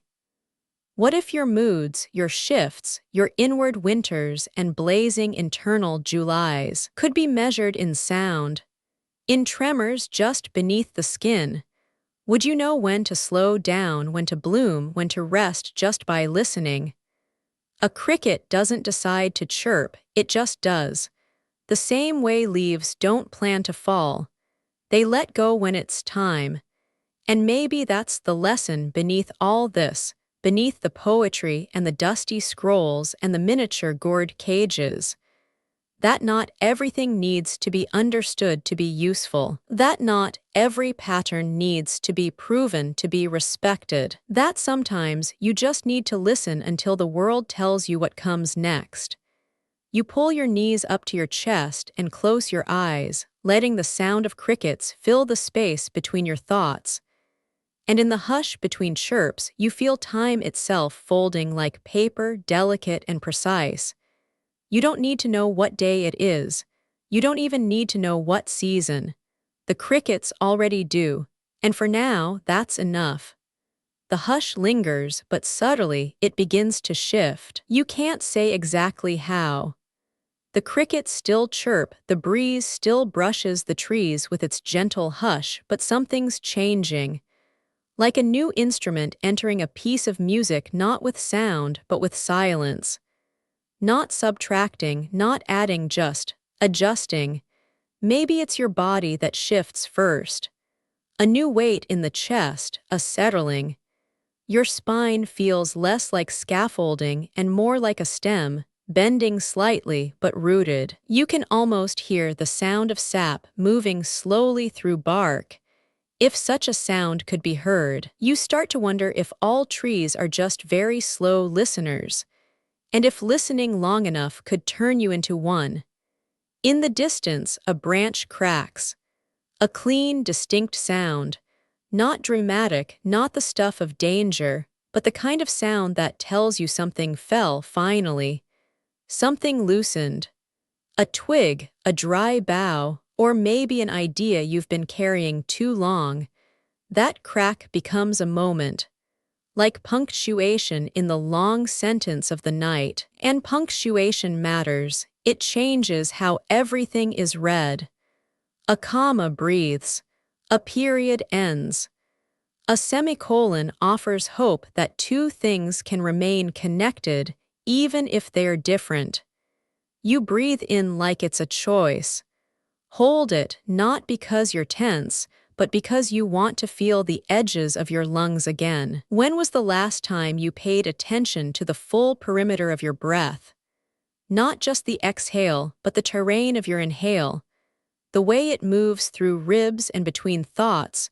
You stay like this still, alert, not expecting anything, but also not resisting. And it's in this exact moment that you hear it. Not a cricket, not wind, not even an animal. But your own memory surfacing, not as words or images, but as sensation. A place you haven't visited in years. A hallway you walked in a dream, the smell of rain on warm pavement after a storm in a year you barely remember. You don't try to understand it. You just sit with it. Let it do what it came to do. Some say silence is absence. But those who sit long enough know its presence magnified. It's everything you forgot to notice, stacked in quiet layers. And when you finally hear it, it's like a door opening, not to a new place, but to the room you've always been in. You just hadn't looked closely. You're not alone in this listening. In every time zone, someone else is doing it right now. Somewhere, a widow sits on a stone porch, holding a teacup she never drinks from, staring into the hills. Somewhere, a child leans against a window, eyes wide, unsure why they're crying, only knowing something feels important. Somewhere, a monk counts his breath instead of his sins. Somewhere, a nurse on break watches the night shift pass through sliding glass doors like ghosts. And all of them hear the same silence you do, not in form, not in tone, but in feeling. This is the music that doesn't need to be played. This is the poem that writes itself across your skin. This is the season inside the season, the one without a name, the one that doesn't ask to be remembered, only noticed, so you notice it. And for a moment, you belong to something larger than you, and smaller than a breath. The hush, now thicker, wraps around your thoughts like velvet. You shift slightly, barely, and the motion feels like a ripple through a lake you didn't realize was perfectly still. The crickets remain dutiful and rhythmic, and even they seem to be leaning into something deeper, something unspoken. This isn't just another autumn night anymore. It's the threshold between old magic and newer questions. And you're standing on it barefoot, warmed by centuries. The ancient Chinese scholars, remember them.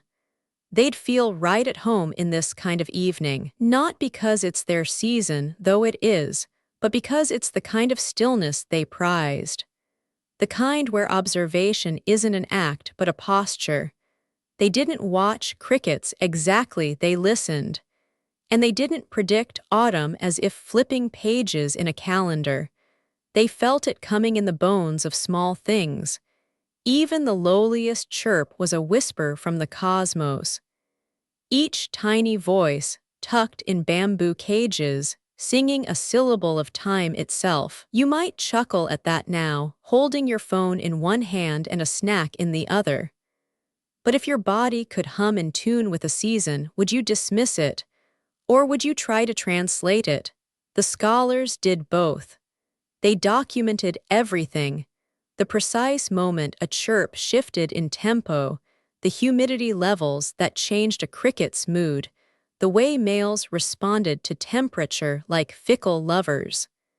There were entire manuals, like Tang Dynasty field guides for tiny winged prophets. The Jingshu Suishi Jai, written around the 6th century, even linked seasonal shifts to observable insect behavior. It wasn't superstition, it was pattern. A living, twitching clock with legs. But here's where it gets delightfully weird. There was more to it than just science.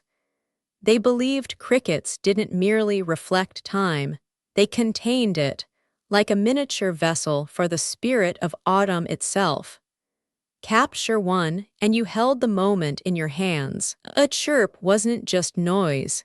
It was time passing out loud. You can almost imagine them now, robes rustling softly in night air, heads bent over ceramic pots, eyes narrowed not in skepticism but awe.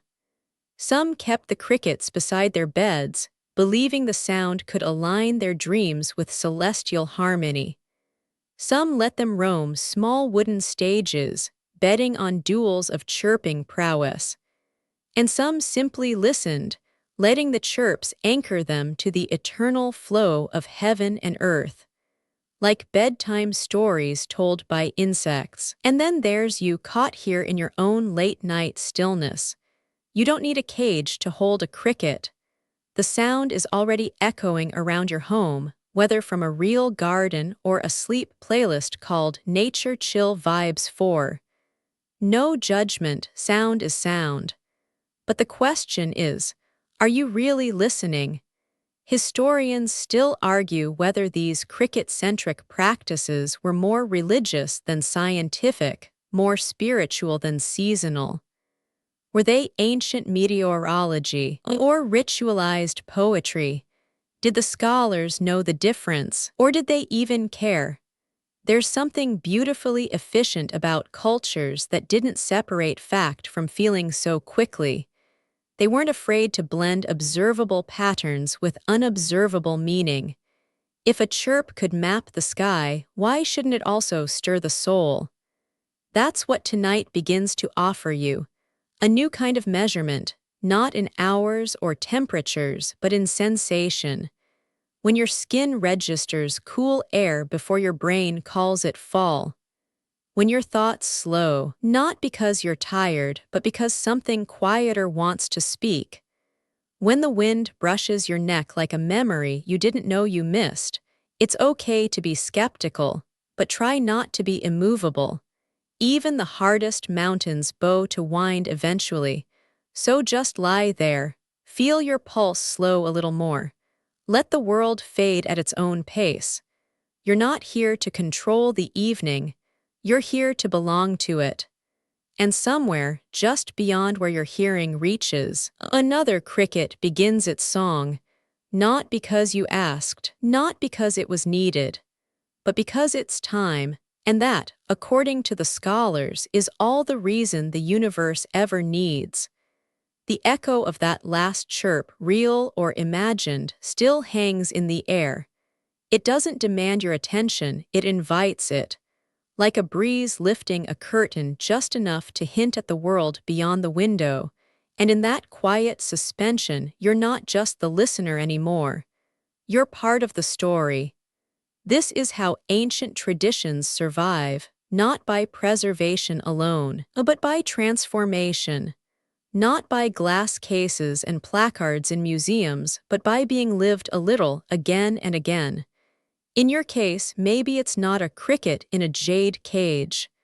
Maybe it's a pause before your next scroll, a breath taken while brushing your teeth, a second glance at the leaves outside your window that weren't quite that shade yesterday. That's all it takes.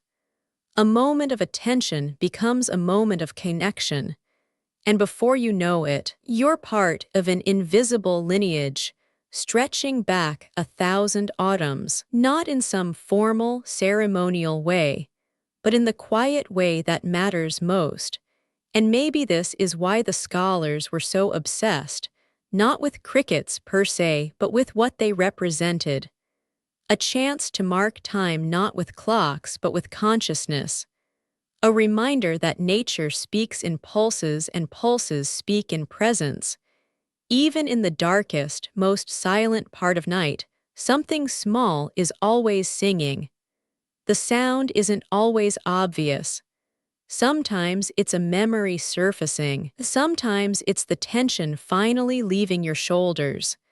Sometimes it's the realization that you don't need to solve everything right now. Tonight doesn't require your productivity. It only asks for your presence. So take one more breath. Feel the way the air enters and leaves your body. Feel how that's its own kind of music. A rhythm, a chirp.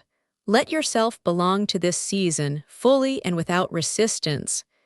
There is no test, no performance, only listening, only feeling, only being. Because autumn doesn't shout, it whispers, and you've already heard it. Welcome to the season of listening. But even as you settle deeper into this stillness, you realize that the story hasn't quite finished whispering to you. Because there's one more corner of this tale that deserves a soft flicker of candlelight. One last chamber in the maze of ancient observance and delicate antennae. And it begins not in a grand palace or scholarly court, but somewhat surprisingly in the marketplace. Yes, the loud, earthy, bargaining cacophony of ancient Chinese markets. Now, don't wrinkle your nose, because this was no ordinary marketplace. This was a seasonal symphony, an autumnal theater, where men in long robes debated with boys holding bamboo cages, where old women squatted in shadows with baskets full of tiny brown miracles, and where nobles disguised in threadbare coats might kneel to listen. Yes, kneel to a cricket's tone, as if the bug were a sacred gong in miniature. It's here that the cultural resonance of the cricket reached its social crescendo. The cricket trade was serious business. Once scholars and poets had built up the reputation of these creatures, layering their songs with symbolism and their bodies with myth, you bet someone was going to monetize it. And thus, cricket hunting, cricket farming, and even cricket matchmaking took root in everyday Chinese society. Entire regions became known for the strength or clarity of their cricket strains, like vineyards in Burgundy, but with more legs. Families would specialize in breeding lines of crickets known for their volume, rhythm, or battle prowess. Yes, battle prowess. Because while many crickets were prized for their voices, others were raised for fighting. Here's your quirky tidbit of the evening. Ancient Chinese cricket fighting was a huge seasonal event, particularly during the Tang and Song dynasties. Tiny crickets were kept apart, trained on special diets, pears, cucumbers, bits of rice, and weighed with tools so precise they'd make jewelers blush. They were warmed under cloth and sometimes sung to or stroked to make them feisty before a match. And when they were finally introduced in a clay ring, the audience would lean in like it was an imperial duel.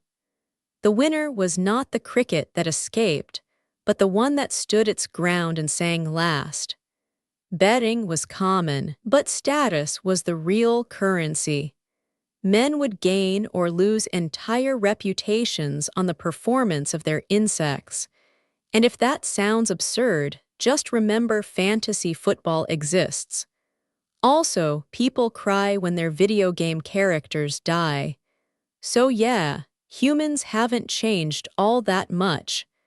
What's even more fascinating is that emperors didn't just tolerate this pastime, they participated in it. During the Song dynasty, Emperor Huizong reportedly assigned officials to collect the finest fighting crickets for his court. Yes, government jobs for bug scouts. Historians still argue whether this was an act of cultural patronage or just an extravagant distraction from imperial duties. Some critics at the time said the emperor was wasting the treasury on cricket matches instead of fixing floods or defending borders. Others believed that his fascination was deeply philosophical, that in watching the tiniest creatures struggle and sing, he was connecting with the rhythms of heaven and earth. You could see it as whimsical negligence or deeply Taoist mindfulness. Either way, the crickets kept chirping, and this is where the story folds back on itself like an origami cicada. Because the very same insects whose songs had once helped farmers mark the coming chill now became entertainers, muses, and even tiny gladiators.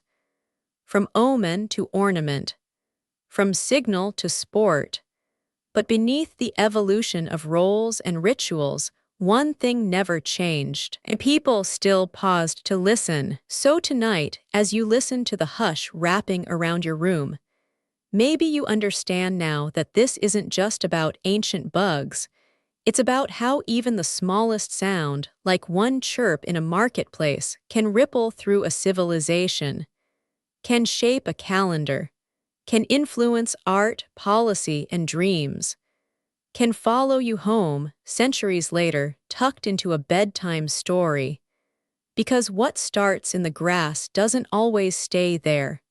Sometimes it ends in history, and sometimes it curls up beside you, just as you're about to fall asleep.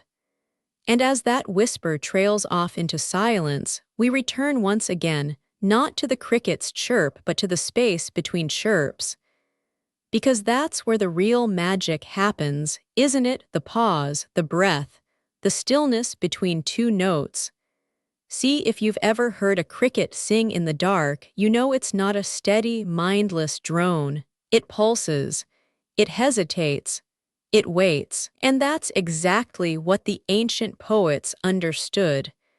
They knew that the silence in the song was not an absence, it was an invitation. In the same way, this story too has left its gaps. Moments where we didn't explain everything, where mystery was left untouched on purpose. Because the goal isn't to cram your head full of cricket trivia, it's to leave you feeling like the world is a little wider, a little older, a little more alive than it was before. And isn't that what all good stories do? Not just deliver facts or events or chronologies, but change the air around you. Tilt your thoughts just a little. Open up the ceiling of your imagination like it's a sky with stars you hadn't noticed before. That's what the cricket did for China, for its poets, its emperors, its farmers and gamblers and children crouched in courtyards in late October. They weren't just listening to insects. They were listening to the planet itself. The earth sings, they believed, and every tiny creature carries part of the tune. So maybe tonight, once this final whisper fades, you'll turn off your light, and before you close your eyes, you'll wait. Just a moment, and if it's summer where you are and the night is warm and the windows cracked just slightly, you might hear it, that simple, ancient rhythm, still going, still keeping time, and even if you hear nothing at all, you'll know it's out there, somewhere in the shadows, chirping not just for itself but for the memory of those who listened, and for those who still do. Good night, listener, sleep softly, and listen carefully. The crickets are not done singing. You've made it to the edge of the story now, where the echoes of crickets fade into silence and the hum of the night settles into stillness. The lights of ancient pavilions dim behind you. The scholars, the children, the emperors, all gently vanish into memory like ink soaking into rice paper. Take a long, slow breath now. Let it expand gently through your chest, then ease it out, slower than it came in. The world outside might still be buzzing, but in this quiet space, you've carved out a kind of hush that only grows deeper with each passing second. Your body may still be holding on to the last vibrations of the story. Tiny crickets tapping around your thoughts, whispering their little rhythms, but even they are growing still. Even they are curling up, antennae resting like fallen brush strokes, wings folded softly over ancient memories. You are safe now. The day has done all it can do, and there's nothing more you need to solve or fix or chase down. The sky doesn't expect anything from you tonight. The stars certainly don't. They've been shining longer than even the oldest cricket song, and not once have they asked for anything in return, so you can stop trying now. Let your muscles go loose. Let your jaw unclench, your shoulders melt downward, your thoughts scatter like dry leaves in a calm wind. There's nothing to memorize, no facts to retain, just the gentle, lingering feeling that you know a little more about the world than you did before. And maybe you even feel a little closer to it, too. Let your breath be soft, like the brush of a cricket's wing in tall grass. Let your eyes grow heavier, your limbs sink deeper. Let your mind wander if it wants to, or float if it prefers. Whether you dream of glowing lanterns on a lake or wooden boxes full of tiny golden voices, that's entirely up to you now. All you need to know is that sleep is here, not arriving, not approaching, but here, wrapping around you like silk, smoothing out the folds of the day, humming to you in a language older than words. So close your eyes fully now if they're not already, and drift. Drift like falling leaves. Drift like mist in the morning hills of ancient China. Drift like time itself, unhurried, unbothered, beautifully slow.